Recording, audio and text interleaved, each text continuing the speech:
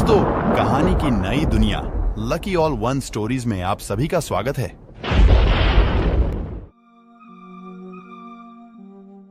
दोस्तों, एक गांव में एक सफल व्यापारी रहता था। उसके पास एक अच्छी बड़ी दुकान थी और आमदनी भी इतनी थी, गांव में सबसे ज्यादा अमीर वही था। हर आदमी उससे अच्छे से बात करता और वह लोगों की बहुत मदद भी करता। वह दिन रात मेहनत और बाकी समय में पूजा पाठ भी करता कि बहुत इज्जत करते थे। पर उस व्यापारी की एक बुरी आदत थी।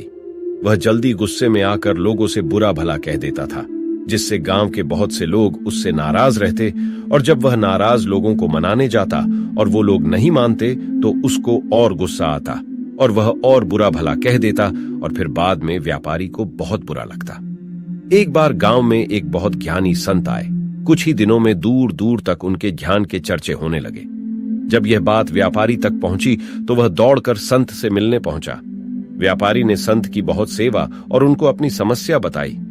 संत ने व्यापारी से कहा, तुम बहुत सारे कागज के टुकड़े लो और पूरे गांव में फेंक आओ, फिर मेरे पास आना।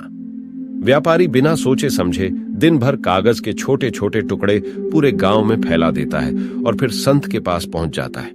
संत उस व्यापारी से कहते हैं, तुम्हारी समस्या का समाधान मिल गया है, बस तुमको एक काम करना है। तुम जाकर उन सभी कागज के टुकड़ों को इकट्ठा करके यहां ले आओ। अपनी समस्या का समाधान पाकर व्यापारी बिना कुछ सोचे समझे उन कागज के टुकड़ों को इकट्ठा करने पहुंच जाता है। बहुत देर तक कोशिश करने के बाद व्यापारी को यह समझ आ जाता है, यह काम तो करना नामुमकिन है। वह दौड़कर संत के पास जाता है, कहता, आपने जो काम दिया वो तो असंभव है, मैं उसे चाहकर भी उसको पूरा नहीं कर सकता। संत मुस्कुराते हैं और कहते हैं, बेटा, मैं भी यही कहना चाहता हूं। किसी को कहे अपशब्द वापस नहीं ले सकते हैं, इसीलिए हमें हमेशा सोच समझकर बोलना चाहिए।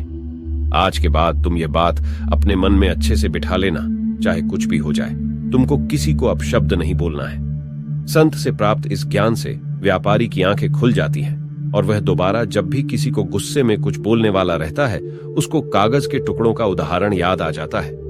दोस्तों, इस कहानी से हमें बहुत ही अच्छी सीख सीखने मिलती है कि हमें कितनी भी गुस्से में क्यों ना हो, हमें किसी को अपशब्द नहीं बोलने चाहिए, क्योंकि अपशब्द या गुस्से से बोला गया शब्द हमेशा नुकसान पहुंचाती है।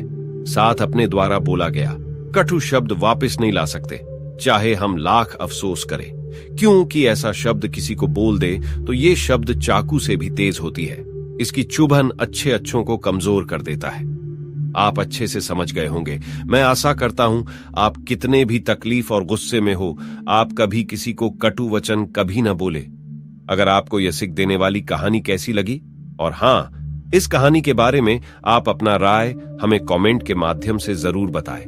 साथ ही वीडियो को लाइक, शेयर और ऐसे ही सीख से भरी कहानी के लिए चैनल को सब्सक्राइब जरूर करें, जिससे कि नई कहानी की वीडियो मिले। धन्यवाद।